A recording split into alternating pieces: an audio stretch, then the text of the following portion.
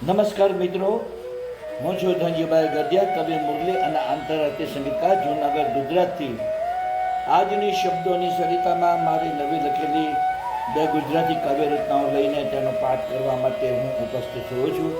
તો મિત્રો, આ કાવ્ય રચનાનું રસપાન કરવા માટે આપ સૌ સાહિત્ય પ્રેમીઓનું આજની શબ્દોની સરિતામાં હું હાર્દિક સ્વાગત કરું છું. મિત્રો, આજની પ્રથમ કાવ્ય રચનાનું ટાઇટલ છે પૂનમની રાત.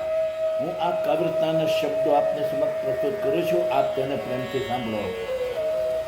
અતિ સુંદર આજ પૂનમની રાત ખીલી ગઈ, તેની પાયલનો નાદ મને દીવાનો બનાવી ગઈ. અતિ સુંદર આજ પૂનમની રાત ખીલી ગઈ, તેની પાયલનો નાદ મને દીવાનો બનાવી ગઈ. હું તો જોઈ રહ્યો હતો વાદળોની વણઝારને, પાછળથી આવીને તે મારી સામે બેસી ગઈ. હું તો જોઈ રહ્યો હતો વાદળોની વણઝારને, પાછળથી આવીને તે મારી સામે બેસી ગઈ. તેની સામે જોઈને મનમાં મસ્તી છવાઈ ગઈ, મારા રોમ રોમમાં પ્રેમના તરંગો લહેરાવી ગઈ. તેની સામે જોઈને મનમાં મસ્તી છવાઈ ગઈ, મારા રોમ રોમમાં પ્રેમના તરંગો લહેરાવી ગઈ. હું તો શોધતો હતો તેને સપનાની દુનિયામાં, મારા સપનાને આજ તે હકીકત બનાવી ગઈ. હું તો શોધતો હતો સપનાની દુનિયામાં, મારા સપનાને આજ તે હકીકત બનાવી ગઈ.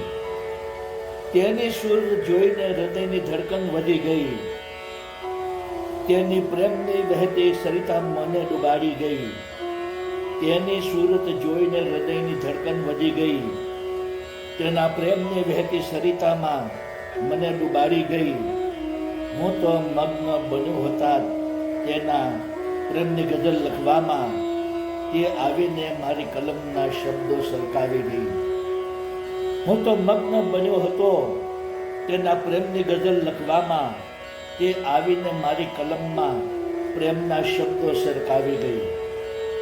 તેના આવવાથી રાત રઢિયાળી બની ગઈ, તે મારા હૃદયના દરવાજા ખટખટાવી ગઈ. તેના આવવાથી રાત રઢિયાળી બની ગઈ, તે મારા હૃદયના દરવાજા ખટખટાવી ગઈ. હું તો મદહોશ બન્યો તેના નિખરતા યૌવનમાં, અચાનક મુરલી દોડીને આલિંગન આપી ગઈ. હું તો મદહોશ બન્યો તેના નિખરતા યૌવનમાં, અચાનક મુરલી દોડીને આલિંગન આપી ગઈ. અચાનક મુરલી દોડીને આલિંગન આપી ગઈ.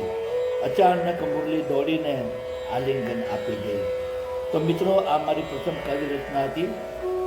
હવે હું આવી જ મારી એક નાની ગુજરાતી કાવ્ય રચના સંભળાવું છું, જેનું ટાઇટલ છે દિલમાં સમાઈ જાય.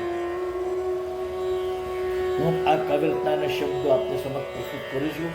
આપ તેને પ્રેમથી સાંભળો.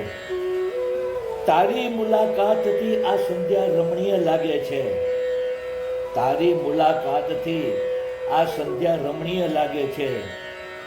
નભમાં ઉડતા પક્ષીઓના તરાના મધુર લાગે છે, નભમાં ઉડતા પક્ષીઓના તરાના મધુર લાગે છે.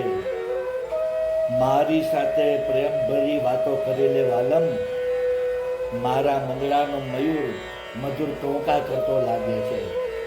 મારી સાથે પ્રેમ ભરી વાતો કરી લે વાલમ, મારા મંગળાનો મયુર મધુર ટોકા કરતો લાગે છે. તારા મિલનથી રાત રળિયામણી લાગે છે, તારા મિલનથી રાત પણ રળિયામણી લાગે છે. તારાઓની આ મહેફિલ અતિ રંગીલી લાગે છે, તારાઓની આ મહેફિલ અતિ રંગીલી લાગે છે. મારી સાથે પ્રેમનો તંતુ જોડી દે વાલમ, મારો તારો જન્મ જન્મનો સથવારો લાગે છે.